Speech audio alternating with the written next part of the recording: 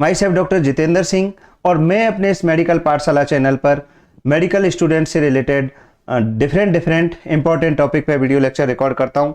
उसी सीरीज में दोस्तों आज जो मैं वीडियो लेक्चर रिकॉर्ड करने जा रहा हूँ दैट इज जेंटामाइसिन इंजेक्शन।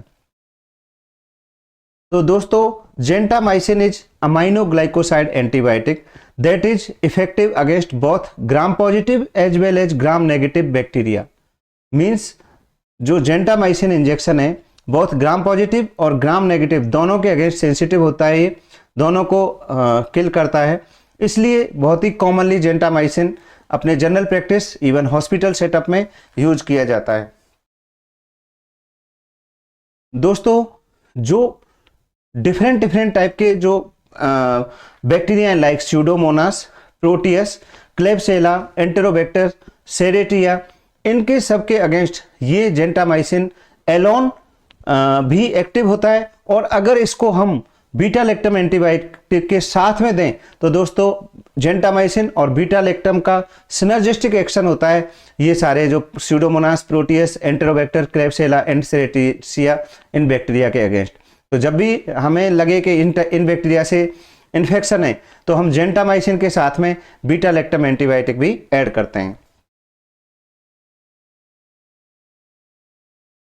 जो इसका बाकी जो अमाइनोग्लाइकोसाइड्स जो होते हैं उनके साथ सिमिलरली ही no activity against anaerobic bacteria. Aminoglycosides जो हैं एनारोबिक बैक्टीरिया के अगेंस्ट वर्क नहीं करते हैं, तो जेंटामाइसिन भी एनारोबिक बैक्टीरिया के अगेंस्ट सेंसिटिव नहीं होता है, केवल gram positive and gram negative दोनों टाइप के बैक्टीरिया के अगेंस्ट ये सेंसिटिव होता है। अगर दोस्तों हम इंडिकेशन की बात करें तो जो सीवियर टाइप के इन्फेक्शन है लाइक सेप्सिस और न्यूमोनिया जो कि caused by gram negative bacteria, उनमें हम जेंटामाइसिन इंजेक्शन देते हैं एलोंग विद सेफेलोस्पोरिन और पेनिसिलिन। साथ में अगर किसी को एंडोकार्डाइटिस है ड्यू टू विर्डेंस, स्ट्रेप्टोकोकाई, एंटेरोकोकस और स्टेफाइलोकोकस, तो उनमें भी दोस्तों हम जेंटामाइसिन यूज करते हैं।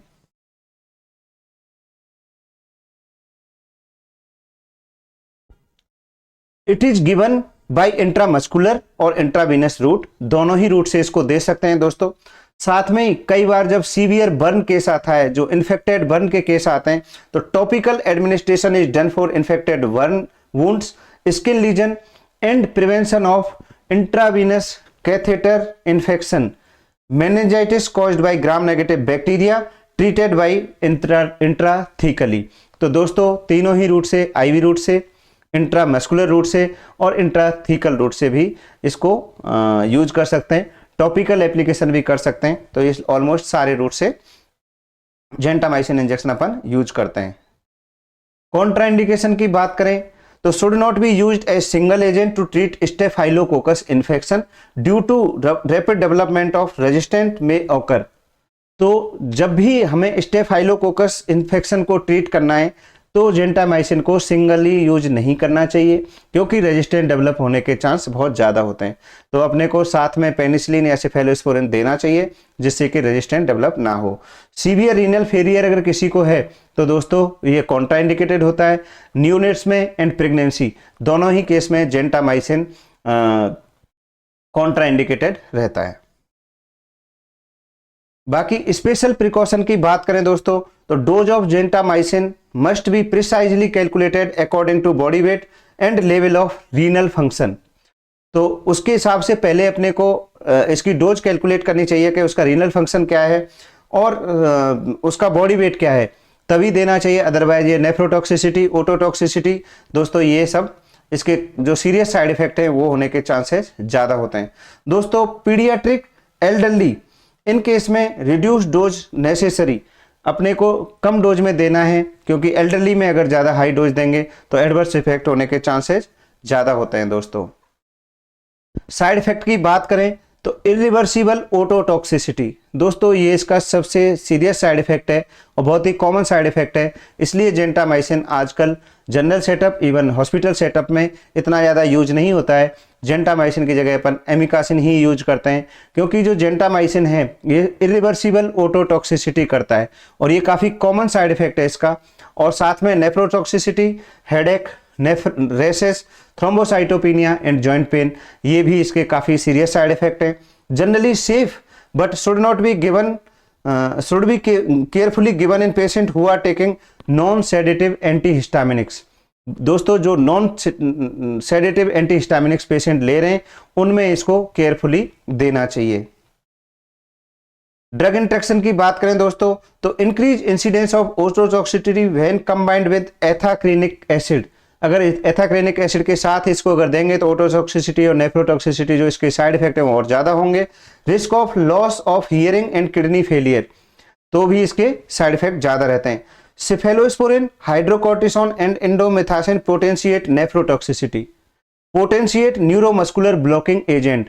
तो दोस्तों ये इसके साइड इफेक्ट हैं कि सिफेलोस्पोरिन और इनके हाइड्रोकोर्टिसोन, इंडोमेथासिन के साथ यूज करेंगे तो नेफ्रोटॉक्सिसिटी हो जाती है। जो न्यूरोमस्कुलर ब्लॉकिंग एजेंट है उनकी एक्शन को ये पोटेंशिएट कर देता है। तो साथ में जब भी अपन को यूज कर रहे हैं तो ये साइड इफेक्ट को अपने को ध्यान में रखते हुए इसको यूज करना है। दोस्तों डोजेज की बात करें तो 5 to 6 मिलीग्राम पर केजी बॉडी वेट IM और IV इन 3 इक्वल डोजेज इसके फॉर्म में देते हैं दोस्तों।